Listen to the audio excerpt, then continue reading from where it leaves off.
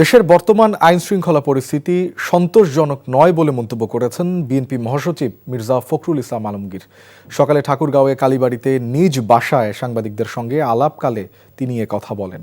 তিনি বলেন, দলের অনেক নেতাকর্মী খুন হয়েছে, বিষয়টি নিয়ে উদ্বিগ্ন বিএনপি, কিন্তু সরকারের পক্ষ থেকে কার্যকর কোনো পদক্ষেপ নেওয়া হয়নি বলে অভিযোগ করেন ফখরুল। ছাত্র সংসদ নির্বাচন জাতীয় নির্বাচনে কোনো প্রভাব ফেলবে না বলে দাবি করেন তিনি। স্থানীয় সিনিয়র নেতারা এ সময় উপস্থিত ছিলেন।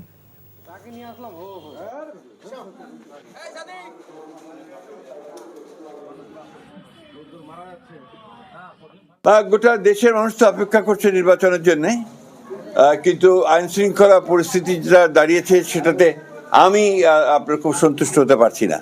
কারণ যে হারে রাজনৈতিক নেতৃবৃন্দকে খুন করা হচ্ছে, বিশেষ করে আমাদের দলের অনেক কয়েকজন নেতাকে হত্যা করা হয়েছে, খুন করা হয়েছে, আমরা এটা তীব্র নিন্দা জানিয়েছি, ক্ষোভ জানিয়েছি, কিন্তু সরকারের তরফ থেকে সেই ধরনের যে একটা ইফেক্টিভ ব্যবস্থা সেটা কিন্তু গ্রহণ করা হয়নি।